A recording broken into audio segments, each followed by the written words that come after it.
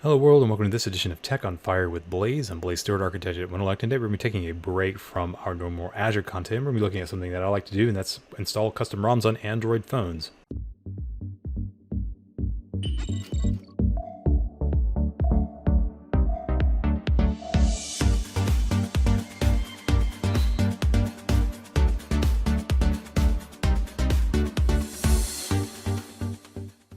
Hi guys, today we're going to be talking about something that's not Azure related. We're going to be talking about how to flash a custom ROM on Android. And this is something that I've done on occasion, not something that I do all the time, but it's something I've recently done, and I've recorded some clips, and I'm going to walk through those clips on how to do this in a more general sense, not dealing with a specific phone, but the principles that are applied to my particular phone would apply to most all phones, because I've done this on a lot of different phones over the last 10 or so years since Android has become very popular among smartphones. So it's something that you can do to your phone if it's supported, but it's something that you will have to look into for your specific phone. But I'm going to talk about it in general to give you some basics on what is the terminology, what you need to make it happen, what are the tools you use to make this happen, and then what's the process actually look like whenever you go through the process of flashing a custom ROM to your phone. One question I often get asked is, why even bother going through the process of using a third-party ROM?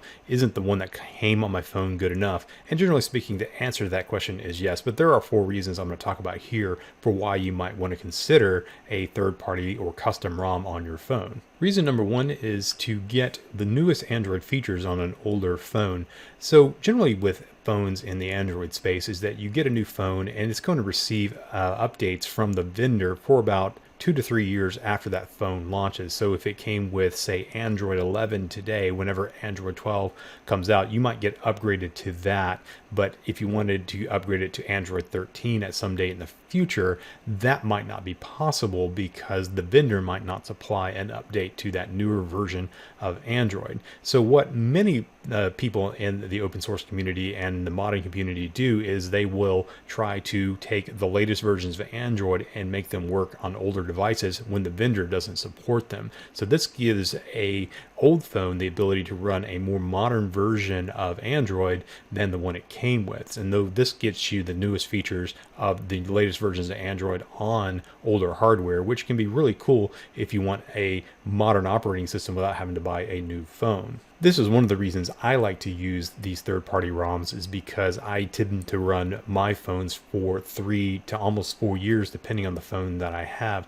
and so I will update them with a third-party ROM usually within the first year, just because I like to use them for other reasons. But one of the main reasons I like to use them is so that I can have that kind of extended support beyond the original stock operating system that came on the phone.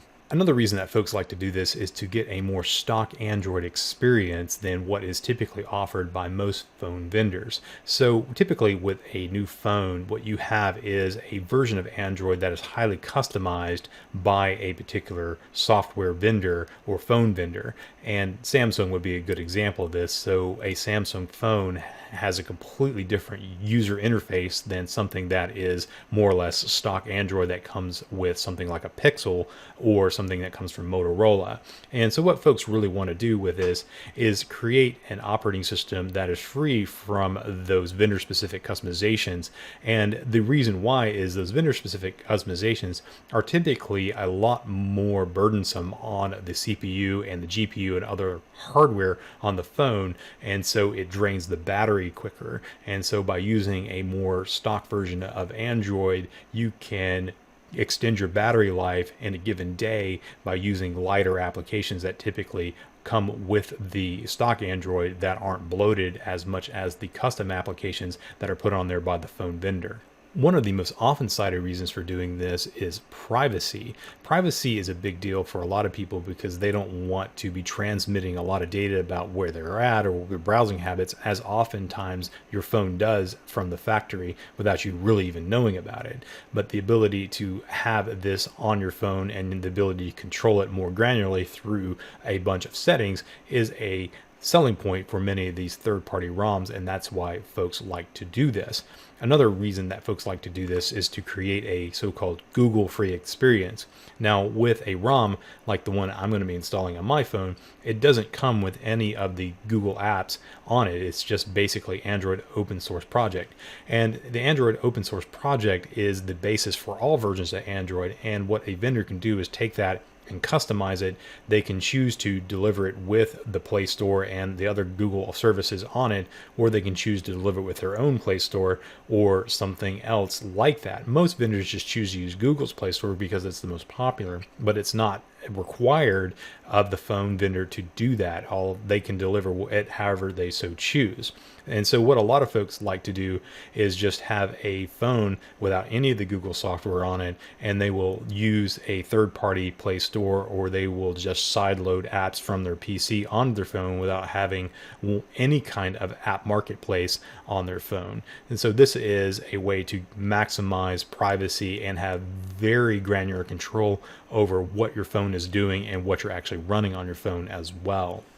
The last reason I like to give is because it's fun. Now, for some people, this might not be fun, but for me it is. It allows me to learn something new. It allows me to play with technology. I learn a lot more about the Android operating system and how it works, and I learn a lot more about the Android ecosystem at large, and understanding about the caveats of doing something one way versus another, learning about privacy issues, learning about how to compile the Android kernel if you so choose to do that, how to build an app on Android, having that kind of knowledge. There's a lot of things that you can learn from this experience, and it helps you to better appreciate what goes into making phones as well. It does come with some risk. You could brick your device, although I will say that these things are fairly robust in order to prevent you from doing that. And so there's a lot of safeguards that have been put in play that will prevent you from potentially damaging your phone. It is a possibility. I've never done it before, but the risk does exist, and the safeguards will prevent you from doing a lot of stupid stuff. But in case you do, it's not hard to back up and redo things on a phone because they are fairly robust.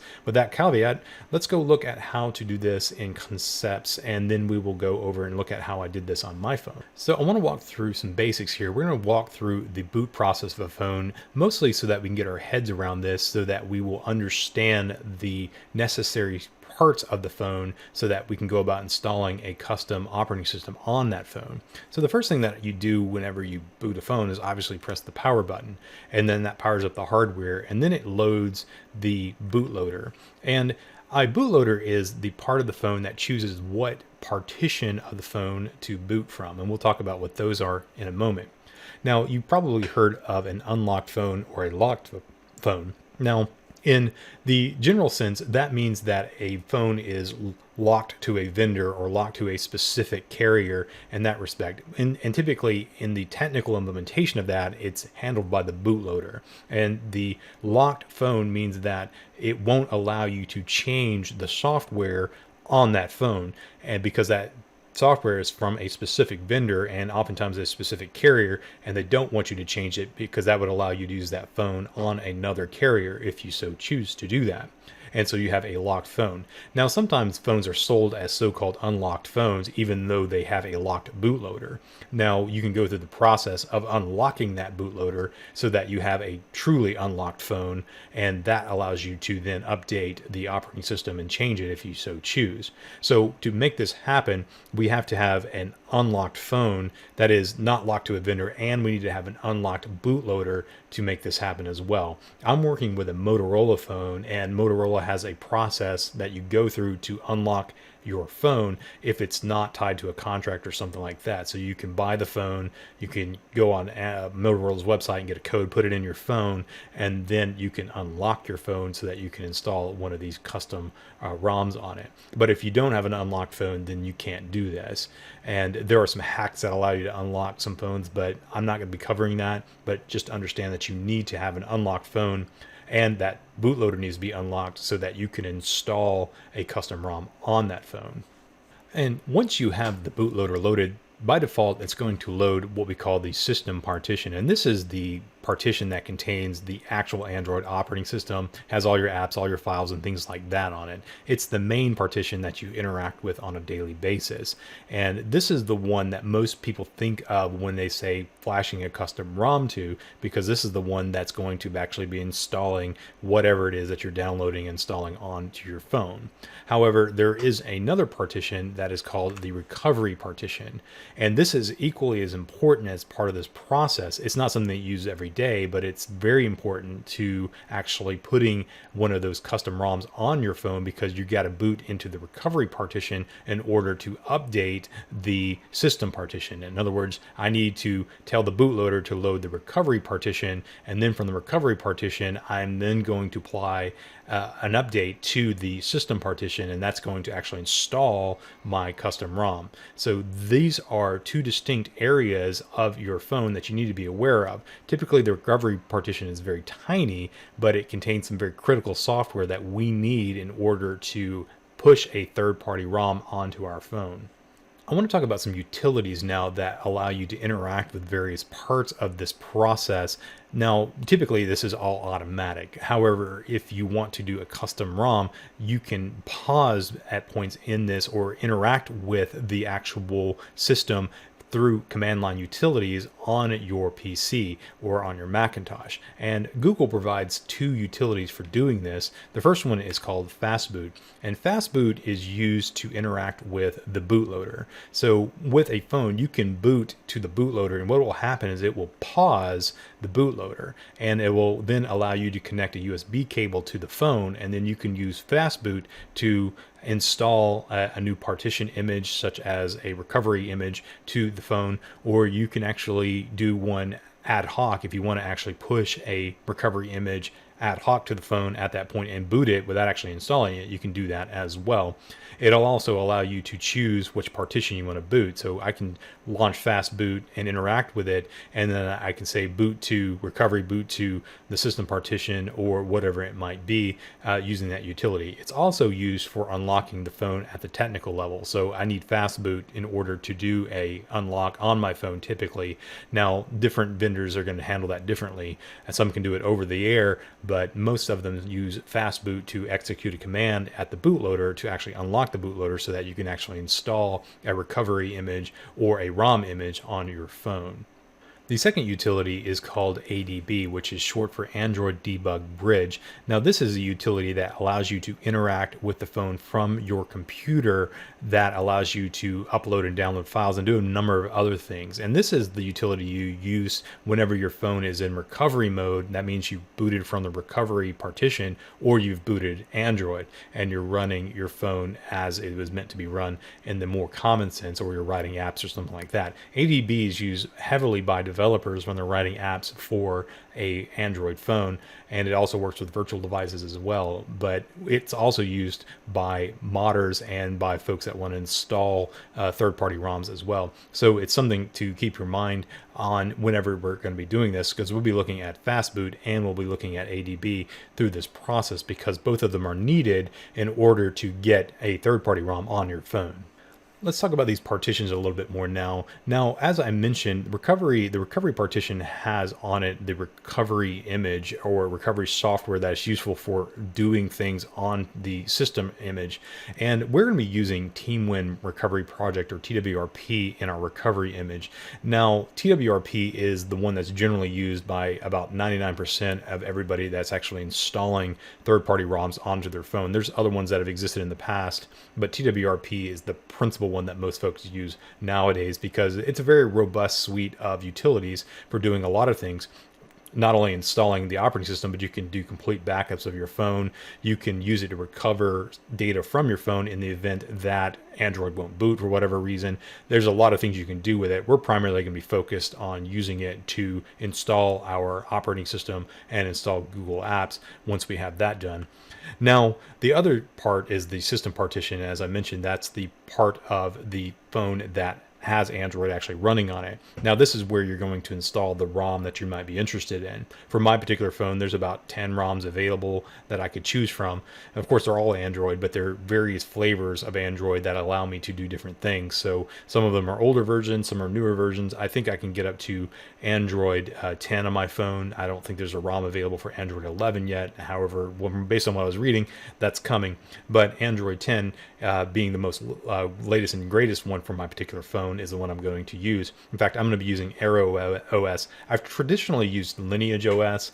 It's got a few little quirks about it that are little annoyances that make some features of my phone work less than stellar. However, I've learned to live with them because I've been using Lineage OS for about 2 years now. But I'm going to try Arrow OS because it seems to have resolved a lot of that, and it seems to have better support for my particular phone. So that's what I'm going to be going with for my demo. Regardless, the process would work for either one of these.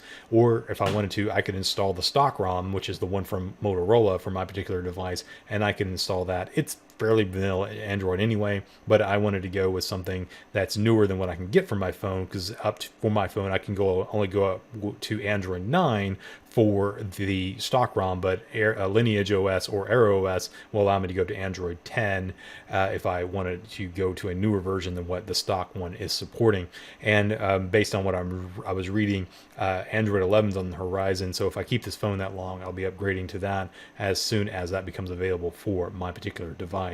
So the first thing we're going to do is perform a backup on this phone. This is a necessary step to do if you want to be able to preserve the apps and data that are on your phone already, because installing a third-party ROM will usually wipe out any existing apps and photos and videos or anything else that you might have on your phone. So make sure that you do this step first if you want to preserve all of that data. The way to do this is to swipe down and go to the gear icon and then scroll down to System, then tap on Backup and simply turn it on. Now what this will do is it'll back up all of your phone logs, your text messages, and everything like that and your apps to Google, and that will put a record of that in the cloud, which will enable you to have your data in a safe place that you can restore later. Now you have to enable photos on a separate option, and you can saw that as well, where you can back up your photos and your videos to Google as well. Now if you want to do this through some other means, there are other ways to back up your data if you don't want to use Google to do this, but that is the built-in way to do that on most modern Android phones. So the next thing you want to get is the SDK platform tools, and these can be downloaded from Google. You can go to developer.android.com/studio/releases/platform tools, this URL here, and then you can download these for whatever platform that you're running this from. So it could be Windows, Mac, or Linux. I'm running from Windows here, so I'm going to download this one. And once you have that downloaded, it's a zip file. You want to extract those files and then put them into a folder. Once you've downloaded and extracted the platform tools, you're going to have a folder that looks something like this. And inside of this, we see a utility called ADB, and that's the ADB utility that we'll be using to interact with the recovery partition and system partition. And here's fastboot, which we'll be using to interact with the bootloader whenever we do some of the things that we'll be doing in just a moment. So here in this folder, I have platform tools. I built a folder that kind of has everything already in it. This is the platform tools where I extracted it to. And this is also where I have the images that I'm going to be flashing to my recovery partition as well as to my system partition. And you see here I have my recovery partition TWRP 3.5.9 here, and it's for Everts, which is the code name for a Moto G6 Plus, which is the device I'm going to be using. And then I have the actual ROM I'm going to be using here, which is Arrow OS V10 for Everts. It's an unofficial build, so this was built by somebody that wasn't a part of the official build releases from the particular operating system that I'm going to be using here. However, I did get this from their website, so it is an unofficial build on their website. Where you get these images from is going to vary depending on your device. Now, one way to do this is to go out to Google and just type in the name of your phone. I typed in Moto G6 Plus custom Android ROMs, and then I found a page that had a list of different ROMs that were available. Typically, these are going to be on the XDA forums, which are the forums for the developer community that goes into building all of these custom ROMs, as well as things like TWRP and other things as well. And so I got this from AirOS's website, and I got this from a Google Drive that is for various versions of TWRP that is available. They have them built for practically every phone available out there, so you can find these rather easily. Finding the ROM might be a little harder depending on whatever your device is. So once you have those, then you have the minimum amount of software that you might need to actually set up your phone. The next thing you'll need is OpenGApps or Google Apps, that if you want to use this on your phone, this will install things like Play Store and other Google services on your phone on top of the Android operating system. This is optional. You don't have to do it, but I like the Play Store because I use it. I'm going to install it. And so you can get this from a website. And here's the website that you'll need for downloading the actual apps for your phone if you're going with Google's apps like Play Store, etc. And to do this, you'll need to know exactly what platform you're using. Probably a new phone is going to be using ARM64, and then you want to make sure that the version of Android matches whichever version of Android comes on the ROM that you're installing. So I'm using ARM64 Android 10. Now, what all is included in these various variants of these particular packages depends on the size of the storage that you want, what apps are installed, and so on. I used many on mine, and this is the most popular one. It's got most of the apps on it, and this is the one that I used, installed it on my phone, and I've had no problems with it at all.